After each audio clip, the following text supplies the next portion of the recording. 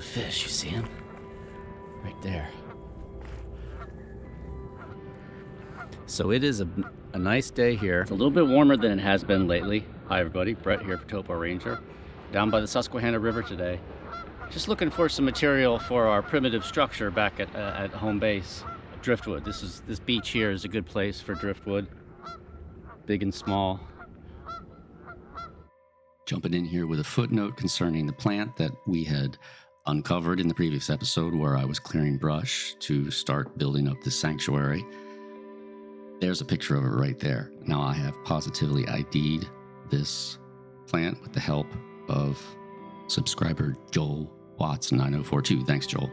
It's called Arum italicum, and it's a very interesting plant, although one we may not want to have in our sanctuary. Look at that water. It's nice and clear. You see that? And you might say, wow, that river's got clear water. The only reason the water is this clear is because we're actually right at the confluence of a creek. It's coming down through this steep kind of valley here under the road, and you can even see where it's mixing over there, where you get that greenish, brownish, cloudyish kind of water. It's kind of coming in here. So what is the deal with Arum italicum, the plant I was talking about? First off, it's not a native plant, and I think it's considered to be an invasive species around this part. It's not from this part of the world. It is used as an ornamental plant because the flower looks pretty cool, I think.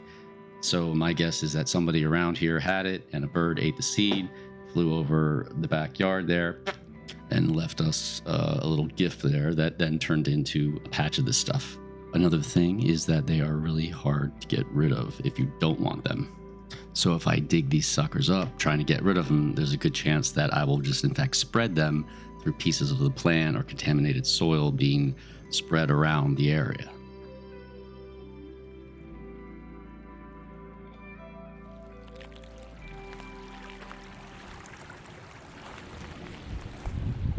There's that creek.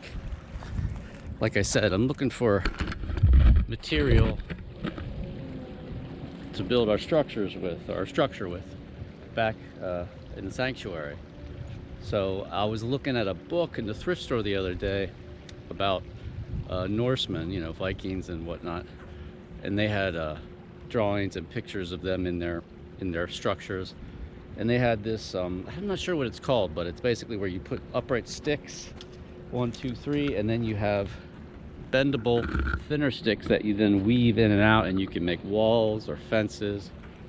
So in addition to just the regular big wooden driftwood style that you can get used for the structural beams or whatever, I'm also collecting some of this stuff. This seems to be a pretty good spot for it.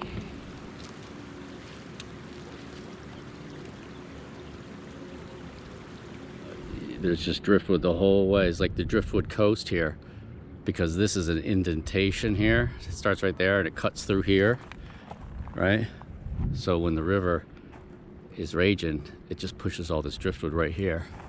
There's some kind of noise coming from over there. I don't know if that's the Turkey Hill factory. There's a Turkey Hill thing up at the top of Turkey Hill. So this plant, Arum italicum, is an invasive species. It's also very hard to get rid of due to the way that it propagates. And it's also poisonous. That's right. It's highly toxic. If you were to eat a salad of this stuff, the inside of your mouth would become inflamed. You'd start drooling. You'd start vomiting. You'd have difficulty swallowing, difficulty breathing. Basically, it could kill you by causing severe inflammation in your airways. It affects your kidneys, your digestive tract, and your brain, and your skin too. If you handle this with bare hands, you're gonna get a rash on your skin. So I'm not sure what to do about this. I don't want to stir it up and make it spread, but I also don't want this poisonous plant there in our sanctuary. So right now, I am inclined just to let it be and just to monitor it. Looks like somebody here was doing a little river glass. Look at that one. That one looks like a tooth or a claw. And look at the way these piles of very fine material, very fine driftwood. I mean, it is wood and it's drifting, so I guess you could call it driftwood. But you see these lines here? Now let's see what's inside these suckers, if anything. Here, right here. Huh, no. There's no core to them. They're just piles. So what does that tell me is that these things are wave related. And you can see they're like boom, boom, boom, boom. They're very irregular, but they're probably related to what you're seeing right here. You see this? You see how that's moving? And how it's created this edge right here. So when the lake, which does fluctuate probably quite a bit, because it's a lake, it's an artificial lake, the level of which is controlled by the dam. I imagine what you're seeing here is exactly what built these. They just look very interesting. See them here? And some of them are big. Look at this one here. So the lake must have been at this level, and then this space here represents the lowering of the water level. Then you had another level here that was level enough to build a berm, right?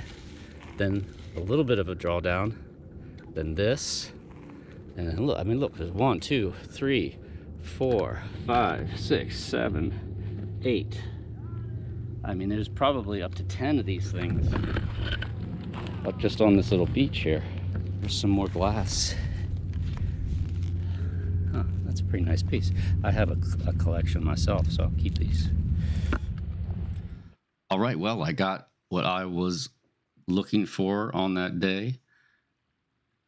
So this is going to wrap this episode up. I do have 3 or 4 different types of episodes planned for the next couple of weeks. Some explorers, some ruins. I'd like to get back to the lair to fully explore the boulder caves behind the waterfall too. Please like and subscribe and share on all your socials, right? This is Brett for TopoRanger. I'll see you next time.